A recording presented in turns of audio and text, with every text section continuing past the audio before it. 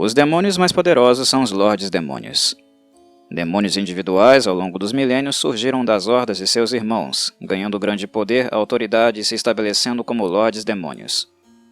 Cada um tem uma aparência e um conjunto de poderes exclusivos. Esses indivíduos são demônios únicos que podem comandar camadas inteiras do abismo e atuar quase como divindades. Eles podem projetar manifestações físicas no plano astral, e a partir daí, infiltrar outros planos sem correr o risco de serem mortos. Alguns lordes demoníacos são conhecidos como príncipes demoníacos, mas esses títulos são amplamente sem sentido em um reino infinito e caótico como o abismo. Tais títulos são autoproclamados, pois não existem qualificações reais exceto pelo nível de poder. O abismo é caótico demais para desenvolver padrões rígidos. E é esse caos e falta de organização e hierarquia que separa os lordes demoníacos dos arquidiabos de Baator, que têm uma hierarquia rígida, cada um prestando fidelidade àqueles em posições mais poderosas. Um senhor demônio que é morto é banido para sua camada original por 100 anos. De acordo com os pergaminhos negros de um lorde demônio morto em sua camada inicial é destruído para sempre, embora o Demonomicon de Igvelev argumente que o próprio abismo pode renascer um lorde demônio supostamente destruído por razões insondáveis. Quase todo lorde demônio controla pelo menos uma camada do abismo. Os lordes comandam palácios e fortalezas cheias de demônios e monstros menores, geralmente decoradas com prisioneiros torturados ou almas atormentadas e condenadas. Eles saboreiam a dor e o sofrimento tanto quanto desejam o poder. Saboreiam a corrupção e a destruição, travando guerras eternas entre si para ganhar mais domínio. Por muitos anos, Demogorgon foi o Lorde Demônio mais poderoso, chamando a si mesmo de Príncipe dos Demônios. Orcus e Grast contestam este título, no entanto. Muitos lordes e todos os príncipes demoníacos têm alguns adoradores mortais reunidos em cultos secretos. Esses cultistas podem um dia, por meio de seus sacrifícios e devoção, elevar os lordes à verdadeira divindade, um título que muitos deles reivindicaram vez ou outra. Baphomet.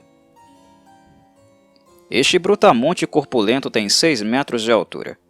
Seu corpo musculoso é coberto por uma pelugem negra espessa e emaranhada.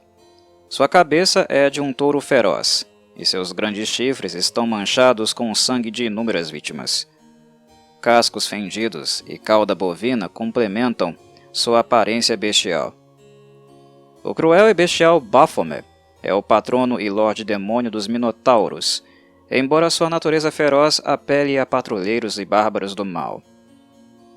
Baphomet é servido por Minotauros demoníacos e meio-demônios, muitos deles possuindo níveis de bárbaro, clérigo ou patrulheiro.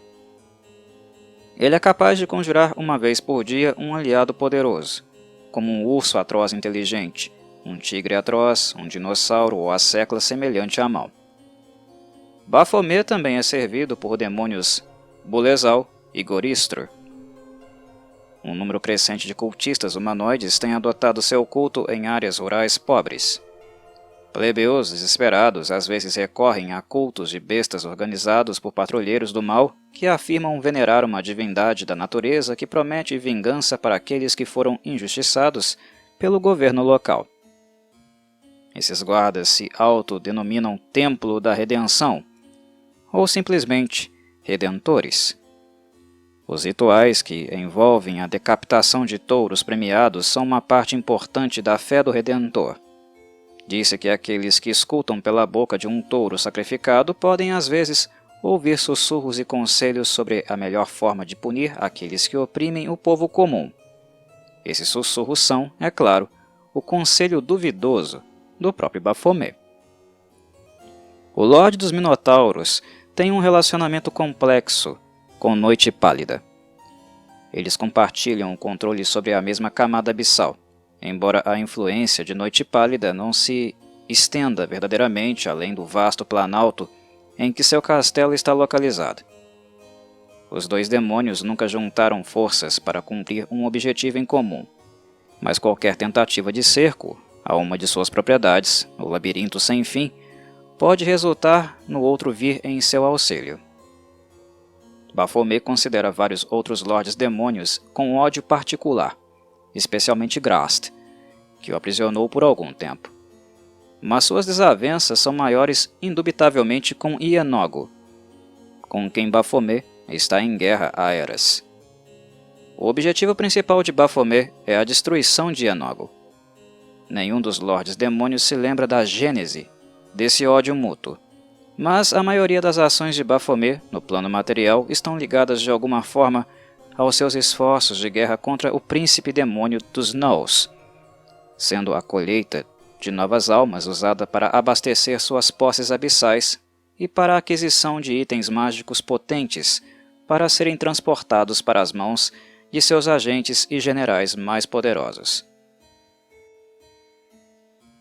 Dagon. Um demônio imenso, seu corpo reluzente levantando-se monstruosamente no ar enquanto uma tormenta de tentáculos adornados por ganchos se desdobra na parte inferior de seu corpo informe. Seus dois tentáculos mais longos terminam em imensas garras de 5 dedos. Sua cabeça é de um peixe marinho abissal, torcida com crueldade e olhando maliciosamente com uma inteligência primordial. Seus dentes de estilete imensos e translúcidos. Seu corpo não é exatamente uma serpente marinha, nem exatamente um molusco, nem exatamente um tubarão, mas de alguma forma, horrivelmente, uma combinação dos três. O ancião Dagon está entre os mais antigos Lordes Demônios do Abismo. Ele é o patrono daqueles que habitam as profundezas do Mar Sem Luz. Dagon sobreviveu à ascensão dos Tanar'ri, em grande parte devido à sua natureza isolacionista. Quando a Rainha do Caos chamou os Lords Uberith para ajudá-la em sua batalha contra os Duques do Vento de Aagar, Dagon recusou seu chamado. Outros Uberiths fizeram o mesmo, e a rainha os destruiu pela desobediência. Porém, Dagon era poderoso o suficiente para que a rainha não ousasse erguer seus tentáculos contra ele. Quando os Uberiths foram derrotados, Dagon sabia que sua escolha tinha sido acertada. Hoje, ele é considerado um oráculo e vidente entre os Tanar'ri. Eles buscam a este demônio com oferendas de armas e sacrifícios em troca de conhecimento ancestral do abismo, informações que antecedem a ascensão dos Tanar'ri. Dagon construiu um poderoso império em seu reino com essas oferendas, se tornando um dos mais poderosos Lordes Demônios do Abismo.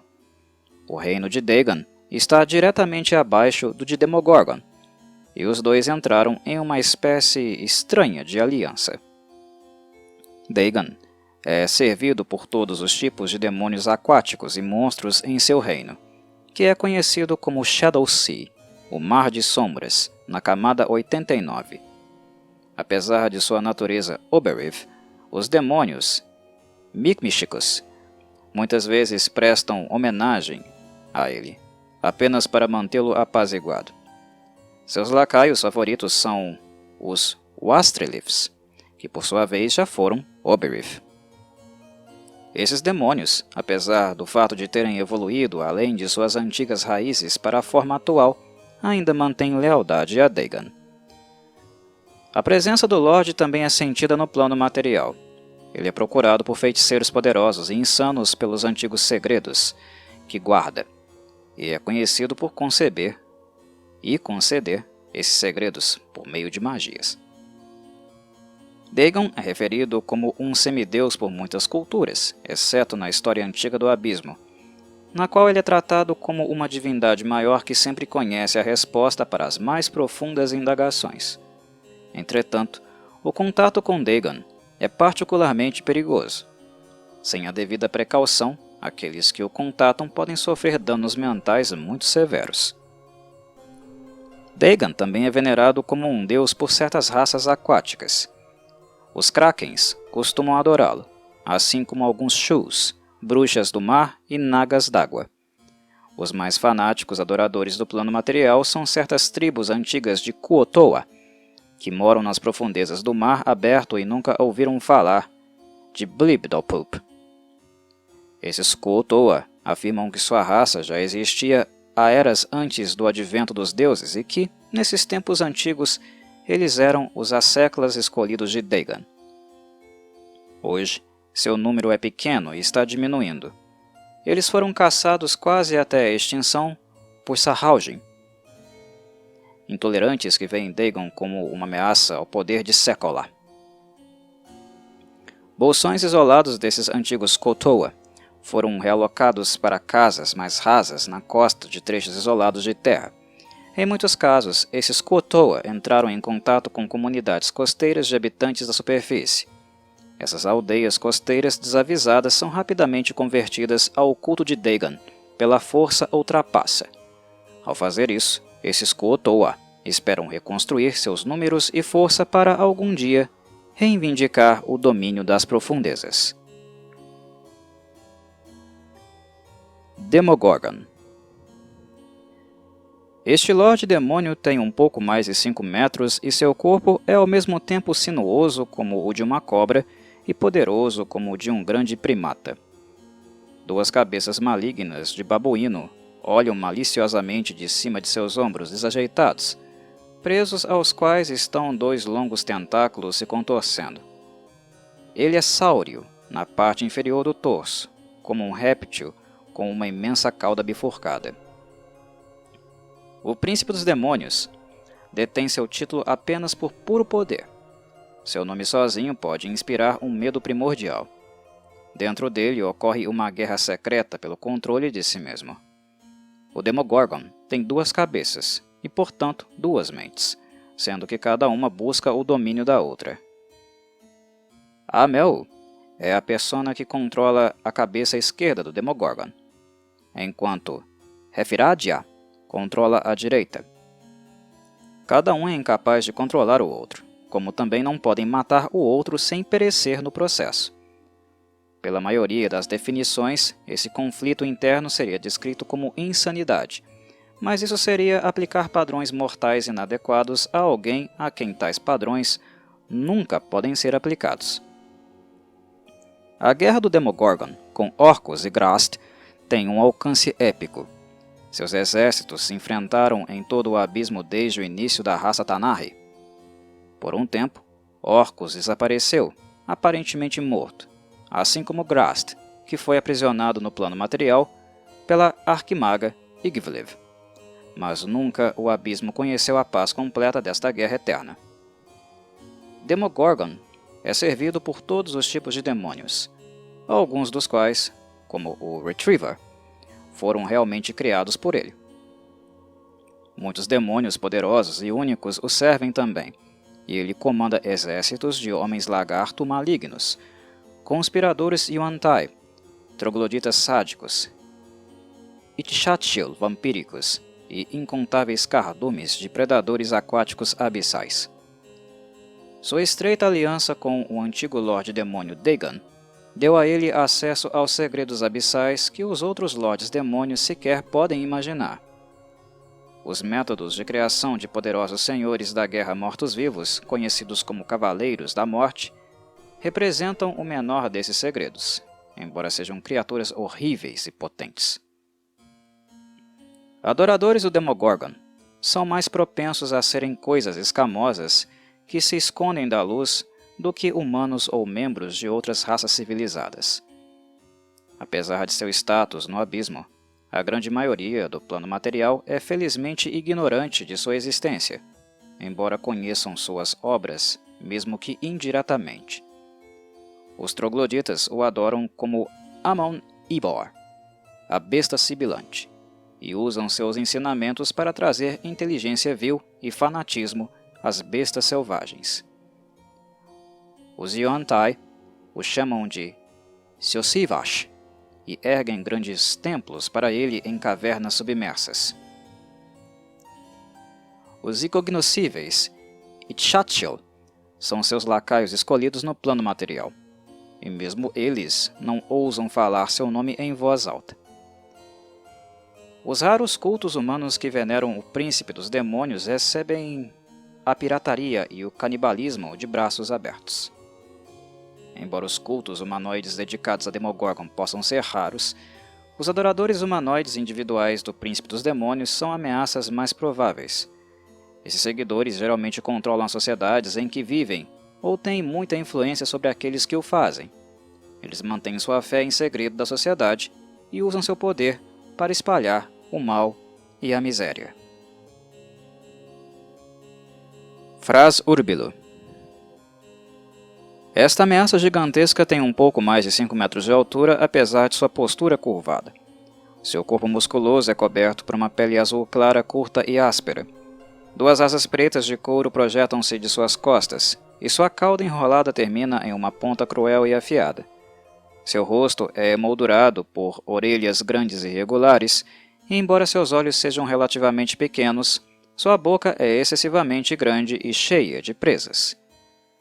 O enganador Fras Urbilo é o senhor demônio patrono dos ilusionistas e trapaceiros, um príncipe colérico que escapou da prisão no plano material. O evento mais significativo no passado de Fras Urbilo foi sua prisão no plano material, abaixo do castelo Greyhawk, pelo arquimago louco Zagic. Fras Urbilo permaneceu aprisionado naquelas masmorras infames, preso em uma escultura de baixo relevo em uma parede, por mais de 200 anos antes de ser acidentalmente libertado por um par de aventureiros, que Fras Urbilo prontamente retribuiu, destruindo seu equipamento e os encurralando em seu reino abissal. Desde sua fuga, o Lorde passou anos reconstruindo seu reino abissal de Hollow's Heart, Coração Oco, e procurando por seu cajado, um potente artefato que foi roubado no momento de sua prisão. Alimentando esses objetivos está a raiva focada principalmente em toda a humanidade. Fras Urbilo espera que, quando tiver restabelecido totalmente seu poder sobre Coração Oco e recuperado seu cajado, ele seja capaz de emergir com essa raiva para atingir seus inimigos. Fras Urbilo não conta com nenhum outro Lorde Demônio como aliado, porque sua habilidade de enganá-los o torna um Lorde Demônio particularmente odiado. Rumores afirmam que esse ódio pode ter encorajado alguns dos outros príncipes demônios a ajudar na prisão de Fras Urbilo. Por enquanto, seus inimigos ficam de olho em Coração Oco, mas não ousam se mover contra ele. Ele pode estar sozinho, mas continua sendo um dos mais poderosos senhores abissais. Fras Urbilo prefere lacaios que joguem com seus pontos fortes de sedução, engano e traição. A súcube é uma de suas ferramentas favoritas, assim como o sinistro Lilito. Ele também comanda um grande número de rakshasas caóticos e maus, conhecidos como os Rajas Ocos. Os cultos de Fras Urbilo são conhecidos como cultos da decepção.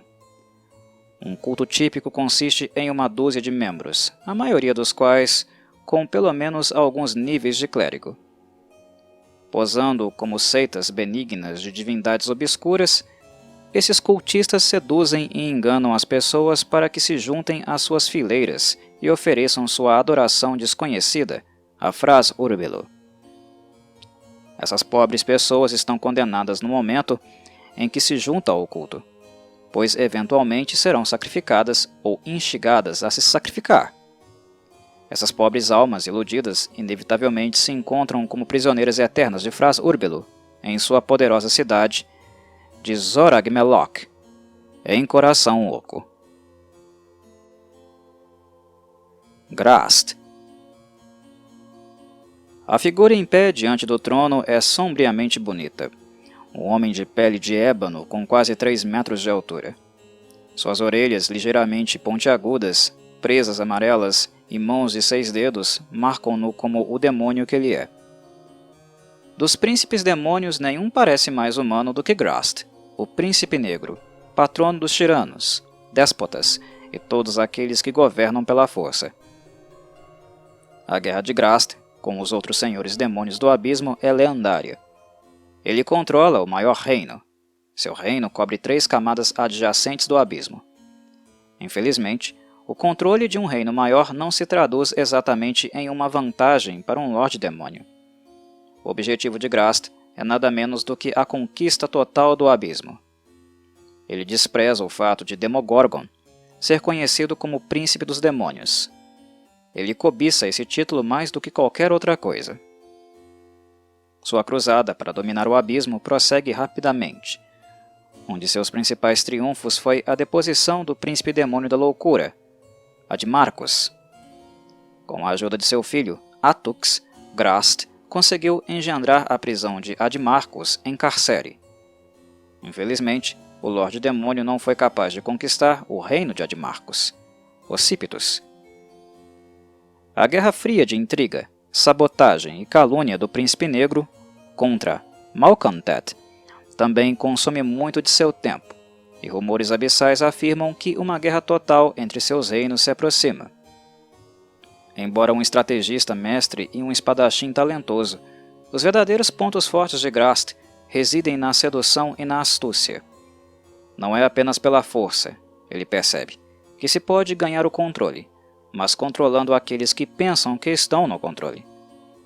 Ele gosta da ideia de que é a criatura mais inteligente e astuta do abismo.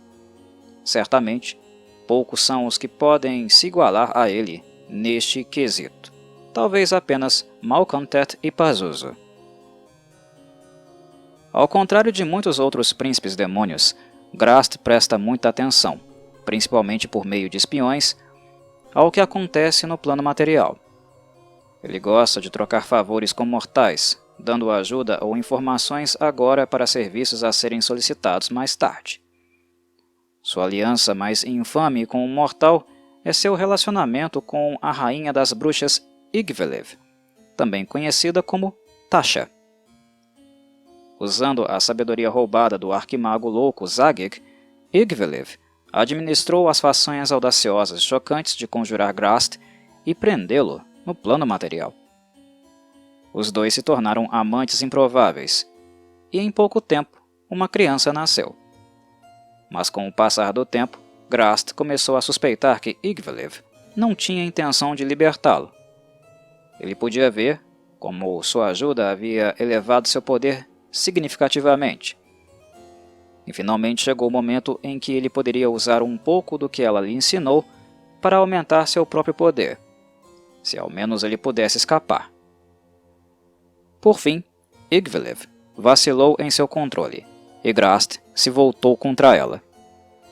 Uma batalha épica se seguiu, forçando Yggdrasil a consumir todas as magias, artefatos e aliados que pudesse. E embora ela tenha conseguido banir Grast de volta para o abismo, condenando-o a um século de prisão, ela própria estava enfraquecida a ponto de ser forçada a se esconder. Eventualmente, Grast teve sua vingança e conseguiu atraí-la para o abismo, onde a aprisionou por um tempo e finalmente foi capaz de recuperar seu poder roubado. E mais um pouco. Yggdrasil eventualmente escapou de volta para o plano material, e hoje ela e Grast mantêm uma relação de amor e ódio, cada um buscando usar o outro para ganhar poder em seus próprios domínios. O culto de Grast é pequeno, exceto entre certas raças monstruosas, como as Lamias. A maioria de seus sacerdotes, conhecidos como os Escolhidos, são mulheres. Uma prova de sua libido insaciável, embora o Príncipe Negro também aceite sacerdotes do sexo masculino. Seus templos são lugares escuros e isolados, muitas vezes guardados por lamias, arpias ou súcubos com níveis de classe. Grast gosta de contrastes, oposições e incompatibilidades que outros consideram chocantes ou nojentos. Apesar de sua fantástica riqueza e amor pelo grotesco, ele vive de forma bastante simples. Astuto e ardiloso, ele mantém sua mente livre de distrações para que possa se concentrar em reivindicar mais terras e lacaios, derrotando seus inimigos, um de cada vez. Joey Blacks. Um cone trêmulo e brilhante de geleia e lodo estreado com veios de preto e verde se ergue do poço, Olhos vermelhos sinistros nadam no corpo gelatinoso da coisa, e pseudópodes gotejantes de lodo trêmulo se contorcem com fome latente em todas as direções ao mesmo tempo. Joey Blacks, o miserável senhor sem rosto, pouco se preocupa com os cultistas ou companheirismo. Mesmo assim, existem aqueles que encontram motivos para adorar o Senhor do Lodo. De todos os senhores demônios do abismo, Joey Blacks é talvez o mais simples e, portanto, o mais fácil de entender em seus objetivos. Simplificando, Joey Blacks não tem nenhum objetivo além de simplesmente existir, destruindo, matando e corroendo qualquer coisa que ele possa encontrar ao seu redor. Ele odeia tudo e se deleita apenas com a destruição. Joey Blacks compartilha a 222ª camada do abismo com Zugot Moi, a Senhora dos Fungos. Os dois demônios têm uma longa história de conflito e guerra. As constantes tentativas de Joey Blacks de emergir nas propriedades de Zugot Moi é a fonte que alimenta o ódio entre os dois.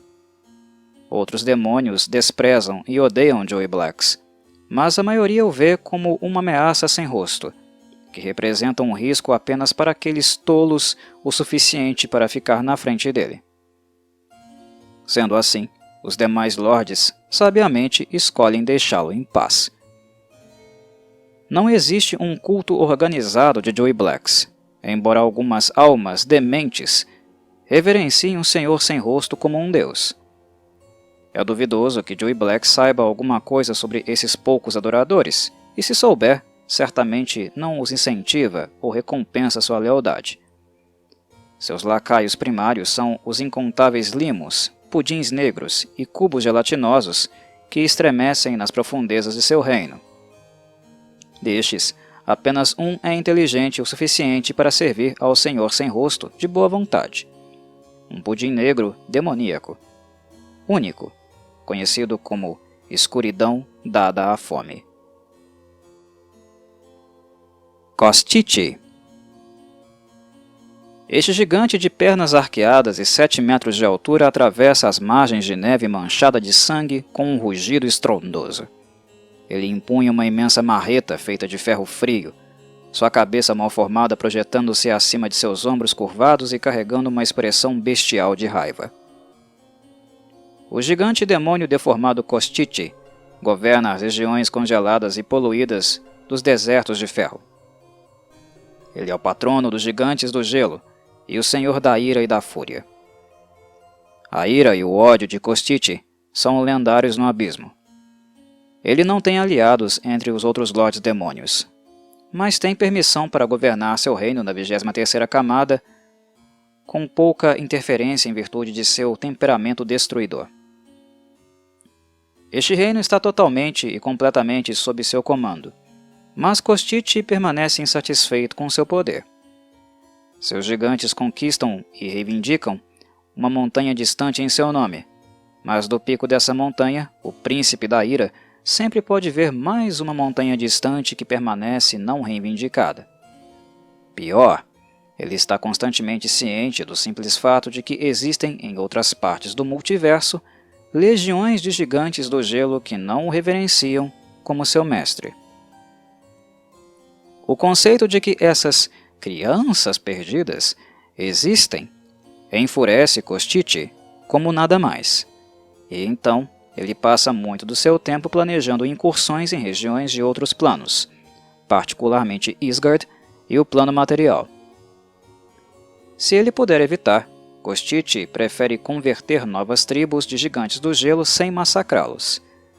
Seu método favorito é aparecer para uma nova tribo, matar seu Ial atual e, em seguida, liderar a tribo em uma guerra horrível contra seus inimigos. Se a tribo é massacrada no processo, Kostichi os descarta como fracassados. Os considera falsos gigantes. Se tiverem sucesso, serão recompensados com a entrada nos desertos de ferro, onde a tribo poderá servi-lo eternamente. Claro, esses ataques contribuíram muito para estabelecer sua reputação como um traficante de guerra entre os povos que ele incita os gigantes ao ataque. Kostichi tem um ódio particular por tribos de gigantes do gelo que adoram outras divindades e frequentemente lança ataques contra essas tribos simplesmente para desencorajar tais atos heréticos. A maioria dos cultistas de Kotiche são os gigantes do gelo. Embora não seja inédito que tribos particularmente brutais de bárbaros humanoides ou ogros o venerem também. Esses cultistas têm uma classificação inferior aos olhos de Kostiche, simplesmente por causa de sua estatura menor, embora ele admita, relutantemente, que uma tribo de bárbaros humanoides ou ogros ferozmente leais pode ter sua utilidade. Malcontent. Esta beldade escultural exibe um sorriso sardônico nos lábios de Rubi. Chifres curvos projetam-se de sua testa e prendem seus longos cabelos escuros, e seus olhos ardem com uma perigosa sensualidade vermelha. Grandes asas de couro se estendem de suas costas, as juntas das quais são entrelaçadas com garras em forma de navalha. Uma cauda sinuosa terminando em uma ponta fina e curva completa a imagem da beleza demoníaca. Ela usa um vestido revelador de seda diáfana e tiras de couro cravejado de navalha, e brinca preguiçosamente com um flagelo cintilante feito de finas correntes com pontas de adamantina. Tão sedutora quanto perigosa, Malcontent é a matrona do hedonismo, da luxúria e daqueles que usam sua beleza e encantos mágicos para controlar e arruinar aqueles ao seu redor. Malcontent habita um plano primorosamente belo do abismo conhecido como Chendilavre, camada 570. Para o observador casual, este reino pode parecer um paraíso hedonístico. De certa forma, é exatamente o que ele é. O problema para os visitantes é que a camada serve apenas como paraíso de Malcontent, e a rainha das súcubos costuma ter grande prazer no tormento e na ruína de seus convidados. Malcontent é servida em seu palácio por numerosos íncubos e súcubos, junto com uma cabala de 13 bardas Lilith, chamadas Irmãs Radiantes. Essas Liliths não exibem a notória intolerância de sua espécie por outros Liliths ou súcubos, e suas canções podem ser ouvidas em todo o palácio de Malcontent, em todos os momentos. Melodias assustadoras e eróticas que podem ter efeitos indesejáveis sobre aqueles que Malcontent não convidou para seu reino. Lamias, arpias e ninfas meio-demônio também a servem. Entre os Lordes Demônios, as maiores alianças de Malcontent são com seus antigos amantes Pazuzu, com quem ela gerou numerosos filhos súcubos particularmente mortais, e Demogorgon, com quem ela gerou coisas que é melhor não mencionar. Ela teve encontros amorosos com a maioria dos outros Lordes Demônios, embora esses fossem assuntos ociosos planejados pela Rainha das Súcubos para ganhar algum favor ou prêmio. Muitas outras senhoras demoníacas menores, como Shami, Amourae e Linkab, disputam o título de Rainha das Súcubos, mas nenhuma foi capaz de usurpar Malcontent de seu trono. Ela há muito tempo está em conflito com Ianogo, e seu único contato com ele agora é quando ela envia exércitos para atacar seu reino, ou vice-versa. O motivo exato deste conflito não é claro, mas parece ligado aos Maoris, uma poderosa família de magos que morou anos atrás em um enorme castelo no plano material. Entre os Maoris, o maior servo de Malcontent era uma mulher chamada Eluvia. Outras facções da família Maori serviram a Ianogo, e quando Eluvia tentou um golpe para ganhar o controle sobre as propriedades da família, com o apoio de Malcontent, a catástrofe mágica resultante arruinou a família inteira e não deixou nenhum vencedor, exceto talvez a própria Malcontent. Em todo caso, Malcontent e Ianogo estão em guerra desde então. Apenas seu relacionamento com Grast é pior. Malcontent afirma que ela rejeitou Grast por ser indigno de suas atenções eras atrás, quando ele tentou cortejá-la, e que seu orgulho ferido criou a lendária divisão entre os dois. Grast, é claro, afirma o contrário. Em qualquer caso, o conflito entre os dois é menos do que uma guerra aberta. Está mais para conspirações constantes sobre a melhor forma de perturbar e arruinar os reinos e planos do outro. Malcontent tem muitos cultos no plano material, grupos de cortesãs, hedonistas e nobres entediados que procuram uma emoção perigosa para adicionar às suas vidas. Obox Ob. O enorme corpo do demônio é um matagal insano de membros arranhados lutando para se firmar com garras afiadas como navalhas dispostas em torno de um corpo em forma de escorpião. Onde um rosto deveria estar contorcido, 3 caudas imensas, cada uma delas com um ferrão dentado que vaza um veneno negro. Onde deveria estar um rabo, há um pescoço grosso encimado por um rosto horrível, completo com uma boca alinhada verticalmente e 3 pares de olhos vermelhos maliciosos que parecem terrivelmente humanos em forma. De sua mandíbula assassina estende-se uma língua vermelha brilhante, ela mesma com uma ponta oca em forma de saca-rolhas. Primitivo e ruinoso, o príncipe Oberith, Obox Ob, já foi o príncipe dos demônios em uma era antiga. Com o passar do tempo, sua influência e poder foram muito reduzidos, mas sua ânsia por retorno cresce a cada segundo que passa. Ele é o senhor dos vermes e patrono daqueles que enxergam divindade em suas estruturas repugnantes. Obox Ob teve o título de príncipe dos demônios durante a era anterior, quando o abismo era governado pelos Oberiths. Ele o perdeu para a rainha do caos, que o matou e concedeu seu título a Miska, a aranha-lobo.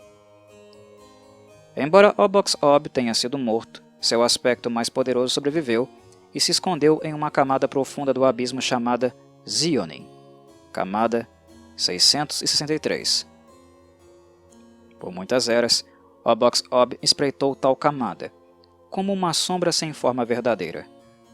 Com o tempo, ele ficou mais ousado e saiu do esconderijo, apenas para descobrir que o abismo havia mudado em sua ausência. Os Tanarri agora governavam, e Obox Ob havia sido esquecido.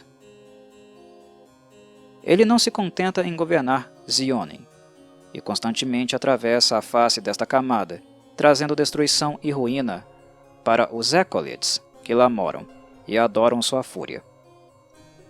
Reduzido ao príncipe dos insetos, Obox Ob quer nada mais nada menos do que assassinar Demogorgon, reivindicar seu título, e em seguida limpar o abismo da mancha dos Tanarri e devolvê-lo ao governo Oberith. Mas antes de pôr em prática este plano, ele primeiro procura recuperar o verdadeiro poder que detinha há muito tempo. A busca de Obox Ob por poder se estende até o plano material. Em alguns mundos deste plano, seu culto é bastante poderoso. Ele recentemente quase conseguiu atrair o mundo inteiro para o abismo para abastecer sua ascensão, mas falhou em sua tarefa quando os heróis daquele reino se opuseram a ele, criando uma interrupção devastadora do fluxo de magia em um momento crucial durante o ritual. Desde essa derrota humilhante, Obox Ob silenciosamente observou seus cultos restantes, esperando que um tivesse chances semelhantes de sucesso no futuro. Até então, esses cultos mantêm um perfil baixo, muitas vezes promovendo suas atividades em cidades em ruínas e perdidas em vastos desertos, onde podem ficar perto dos escorpiões tão sagrados à sua fé. Orcus. Este demônio enorme tem 4,5 metros de altura. Seu corpo imenso é uma combinação horrível de músculos e carne inchada. Sua cabeça é de um carneiro com uma grande boca cheia de presas, e suas pernas grossas e peludas terminam em cascos fendidos. Asas de couro e uma cauda com ponto de farpa complementam a imagem do demônio arquetípico. Dos inúmeros senhores demônios do abismo, o terrível e vil Orcus, príncipe dos mortos-vivos, pode ser o mais adorado como um deus. Depois de se tornar complacente em sua guerra eterna com Demogorgon e Grast, Orcus foi assassinado e deposto. Mas então ele ressuscitou dos mortos, um demônio morto-vivo, e assumiu o nome Tenebrous por um tempo, se escondendo nas sombras do multiverso, esperando para se vingar. Agora ele se reintegrou à sua posição anterior e recuperou seu reino de Thanatos, e mais uma vez se encontra em uma luta pelo domínio com muitos outros Lordes Demônios. Orcus não se contenta mais em ficar gordo e decadente em seu castelo. Ele concentra sua raiva e ódio na destruição absoluta de seus inimigos e na disseminação de desgraças e destruição entre os mortais. Ele cobiça os reinos de Grast e Demogorgon, acima de todos os outros, e comanda uma horda de mortos-vivos e demônios que devastam camadas inteiras do abismo em seu capricho. Contra Grast, as táticas de Orcus são bastante diretas. Ele constantemente envia onda após onda de seus exércitos de mortos-vivos ilimitados contra as 3 camadas abissais de Grast, continuando essas batalhas eternamente, já que Orcus pode substituir soldados mortos-vivos caídos tão rapidamente quanto eles são destruídos pelos defensores de Grast. Este ataque implacável penetra inexoravelmente cada vez mais fundo no território de Grast, mas em nada perto do ritmo que Orcus deseja. Ele percebe que o Demogorgon é o inimigo mais poderoso, e como resultado, as ações de Orcus contra o príncipe dos demônios são mais sutis. Ele envia pequenos bandos de Nabaço, vampiros e liches para a Mandíbula Aberta e outros lugares que o Demogorgon detém, para realizar missões de assassinato e sabotagem precisamente calibradas. No entanto, enquanto o próprio Orcus pode não ser tão poderoso quanto o Demogorgon, e seu reino pode ser diminuído pelo tamanho das propriedades de Grast, o culto de Orcus no plano material é na verdade seu maior recurso. Em particular, orcs, meio-orcs, ogros e gigantes reverenciam Orcus, assim como um grande número de humanos corruptos e desprezíveis. Seus templos são geralmente escondidos e seus adoradores formam sociedades secretas que cometem atrocidades e guerras em seu nome. Ele exige sacrifícios vivos de seus cultistas, e sangue e crânios são partes importantes das imagens usadas em sua adoração.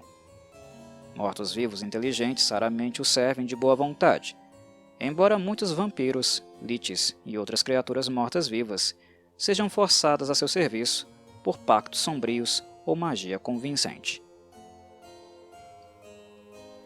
Noite Pálida. Um estranho brilho no ar anuncia a chegada de uma forma, pouco mais do que uma folha branca diáfana ondulante. Uma inspeção mais detalhada revela uma forma ágil e sedutora sob o lençol, uma figura feminina voluptuosa, indistinta e nebulosa. De vez em quando, as bordas do lençol sobem um pouco alto demais no vento inferior, mas nunca sobe o suficiente para revelar os detalhes que se retorcem além. Misteriosa e enigmática, Noite Pálida afirma ser a mãe de muitos Lordes Demônios. Certamente ela é uma das mais velhas de sua laia. Noite Pálida é um enigma. Uma Oberith, que era antiga mesmo durante o reinado desta raça no abismo. Ela mora em um castelo de ossos localizado na 600ª camada do abismo desde muito antes de Baphomet reivindicar esta camada como sua. Na verdade, o labirinto de Baphomet evita uma extensão particular do território ao redor do castelo de Noite Pálida, e ele nunca tentou abertamente influenciar as questões dentro do reino dela. Noite Pálida é também a matrona de Androlin, onde ela ainda atormenta a prole ancestral da hoste Eladrin, que tentou limpar o abismo da presença do Oberith após sua derrota nos campos de Pesh. Muito foi escrito sobre esta misteriosa senhora demônio. O Mors Mysterium Nominum afirma que ela é a mãe de vários senhores Tanarri, incluindo Grast, Lupércio e Vukarik das Correntes. Os pergaminhos negros de afirmam que ela é a mãe da raça Tanar'ri.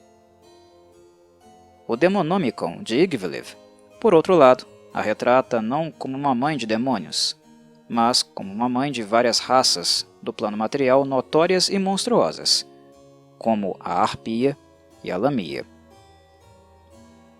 O que parece certo é que Noite Pálida é vista como uma figura-mãe não apenas por seus cultistas, mas também por muitos dos habitantes do próprio abismo. A reação de Noite Pálida aos visitantes em seu reino depende de seu humor no momento da visita. Às vezes, ela simplesmente os manda embora. Em outros momentos, ela os abraça e adiciona à sua galeria assombrada de vidas roubadas. No plano material, o culto de Noite Pálida é virtualmente desconhecido. Os cultistas que existem são poucos em número, geralmente consistindo de apenas 3 ou 4 conjuradores que procuram maneiras de introduzir novas raças horríveis de terror demoníaco no mundo, impregnando criaturas femininas de todos os tipos com o caos abissal. O fruto desses nascimentos é sempre um meio-demônio, e frequentemente alguém com habilidades únicas e distintas, além do normal para a sua espécie. Pazuzu. Embora ele seja um macho alto e bem proporcionado, as características demoníacas dessa figura não podem ser ignoradas. Suas poderosas garras de pássaro arranham o chão quando ele se aproxima, e 4 asas emplumadas brilham com óleo e se contorcem com fumaça em suas costas. Sua cabeça combina as características de um homem bonito e de um falcão selvagem, seu bico cruel e adunco, cheio de uma floresta de dentes agudos. O poderoso Pazuzu é um dos mais antigos príncipes Tanar'ri. Seu reino são os céus acima das camadas abissais, e ele tem grande prazer na corrupção da pureza. Pazuzu é um exemplo único de sobrevivência no abismo. Originalmente um dos Lords Oberith mais poderosos, sua independência foi um espinho constante para o lado da Rainha do Caos. Como se viu, Pazuzu desde então evoluiu com o novo regimento do abismo. Embora ele ainda seja um Oberith, ele foi aceito pelos Tanar'ri e representa uma espécie de elo perdido entre as duas raças. Devido a esta dualidade de natureza, a forma de Pazuzu assumiu uma aparência menos horrível com o passar das eras, e sua prévia habilidade de criar loucura se transformou na atual aura das aves cervês. Ele ganhou várias qualidades semelhantes aos Tanar'ri, incluindo a habilidade de invocá-los. Embora Pazuzu comande o respeito e a lealdade de todas as coisas más que voam nos céus abissais, ele raramente é forçado a invocar essas criaturas. Talvez sozinho no abismo, Pazuzu não tem inimigos ativos. Os outros Lordes Demônios parecem recompensá-lo com relutância pelos céus acima de seus reinos, apenas porque parece haver pouco a reivindicar. Apenas Grast é conhecido por falar mal de Pazuzu, mas nunca agiu diretamente contra ele. O único Lorde Demônio que pode ser considerado seu inimigo é a infeliz e deformada Lamashtu, embora a rainha dos nascimentos monstruosos tenha sido aprisionada por Pazuzu em Torremor por incontáveis eras. Sendo assim, ela dificilmente é uma ameaça real para ele. Pazuzu não deseja o governo de um reino no abismo, embora ele, no entanto, controle a camada 503 e sua presença seja quase constante na primeira camada. Ele não deseja governar seus companheiros demônios. Seus objetivos são mais elevados. Ele anseia por inocência, pureza e honestidade. Esses doces néctares são seu maior vício, e ao consumi-los, ele deixa amargura, crueldade e maldade nas cascas daqueles que corrompeu. Uma vez que essas qualidades são tão estranhas no abismo, ele logicamente tem pouco interesse no que nele habita, e em vez disso, volta suas atenções para o plano material. Pazuzu testou sua habilidade de se manifestar em mundos do plano material sem chamar a atenção indevida dos deuses que os protegeram por algum tempo, e assim dominou a arte de dizer aos mortais o que eles acham que querem ouvir. Os cultos de Pazuzu começam com uma única alma que clama ao príncipe demônio por ajuda. Pazuzu dá essa ajuda, e quem o invoca passa a depender de sua ajuda. Eles anseiam pelo poder que seu toque pode trazer. Em um ano, aqueles que o convocaram invariavelmente ingressam ou fundam um novo culto dedicado aos seus ensinamentos, onde procuram capturar e converter novos inocentes à sua vil doutrina. Ienogo. Este demônio humanoide magro, de 3,5 metros de altura, é coberto por manchas sarnentas de pelo amarelo e apresenta carne cinza clara, onde o pelo está ausente. Seu rosto é o de uma hiena maliciosa de olhos âmbar, e ele empunha um enorme mangual com 3 esferas pontiagudas. Selvagem e implacável, Ienogo é o patrono de todos os Gnolls, e comanda a servidão dos carniçais por meio da subjugação do demoníaco Rei dos Carniçais. Ienogo é um dos Lordes Demônios menores, mas ainda comanda um grande império na camada 422 do Abismo, uma região conhecida simplesmente como o Reino de Ienogo. Ele passa a maior parte do tempo caçando criaturas menores ou capturando mortais e planejando assaltos às propriedades de poderosas entidades demoníacas que ainda não são Lordes Demoníacos. Um dos maiores e primeiros triunfos de Ienogo foi a subjugação de Dorezain, o Rei dos Carniçais. Uma vez vassalo de Orcus, Dorezain controlou sua própria camada do abismo até que o exército de Ienogo o invadiu e conquistou o governante morto-vivo. O rei jurou fidelidade a Ienogo e continua a homenageá-lo até hoje. Dorezain ainda governa o Reino Branco, mas como um aliado jurado do mais poderoso príncipe dos Gnolls. A atenção de Orcus estava em outro lugar, e até agora ele não agiu contra Ienogo pelo roubo de um de seus súditos. Um dos grandes desejos do Lorde Iena é cuidar da prosperidade de seu povo, os Gnolls. Ele imagina um plano material dominado por seus filhos, onde elfos, humanos, anões e halflings são escravos na melhor das hipóteses e comida na pior. Ainda assim, ele percebe que todos os Gnolls, no plano material, não poderiam atingir tal objetivo.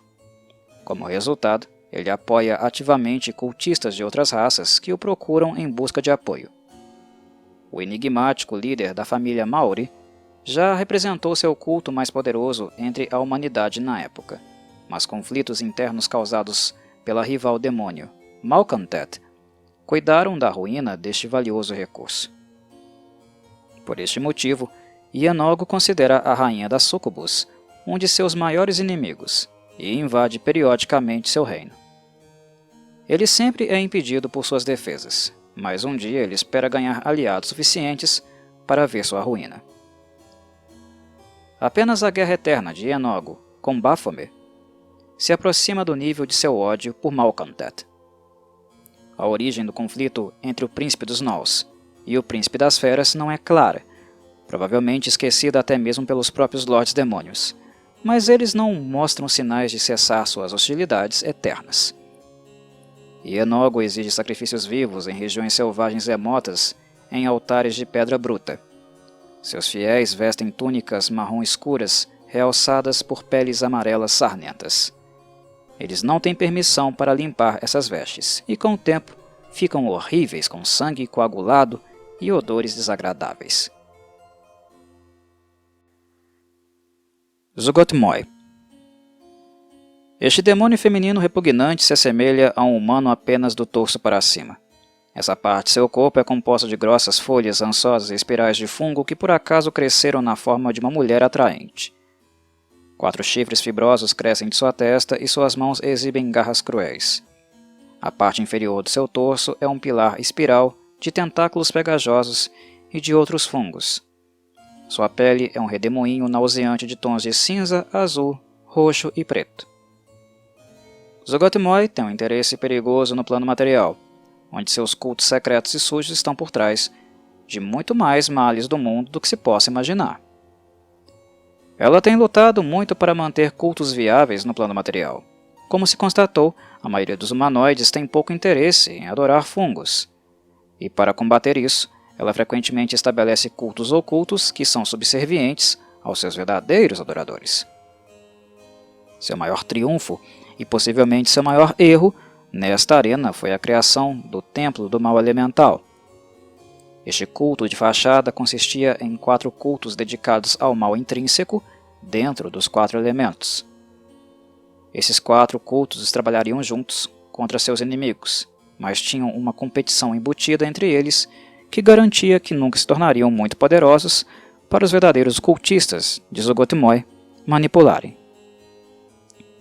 A popularidade do Templo do Mal Elemental entre as culturas humanoides locais provou ser sua ruína, e eles se tornaram muito potentes rapidamente e atraíram a atenção do poderoso Círculo dos Oito, um consórcio de poderosos magos. O Círculo dos Oito derrotou o exército do templo na Batalha de Emerald Meadows e prendeu Zugoth-Moi nas masmorras do templo. Ela escapou muitos anos depois, mas não sem ser forçada a abandonar uma parte significativa de sua essência no plano material. Desde então, ela está reconstruindo sua força e poder em seu reino abissal de Shadakla, camada 222. Zugoth-Moi frequentemente se encontra em conflito com outros Lordes Demônios que compartilham interesses semelhantes no plano material. Por algum tempo, Lolth foi sua maior competição pelo domínio do subterrâneo, mas a recente ascensão da Rainha Aranha, como uma divindade, a elevou efetivamente para fora da contenção. Os cultistas das duas ainda entram em conflito de vez em quando, mas essas são escaramuças menores, e não uma guerra. A preocupação mais imediata de Zugoth-Moi é Juiblax, que compartilha seu reino.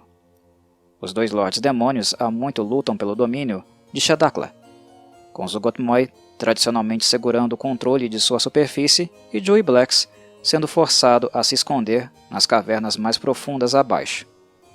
Durante o período de prisão de Zugoth-Moi no plano material, Juiblax foi capaz de expandir muito seu domínio sobre Shadakla.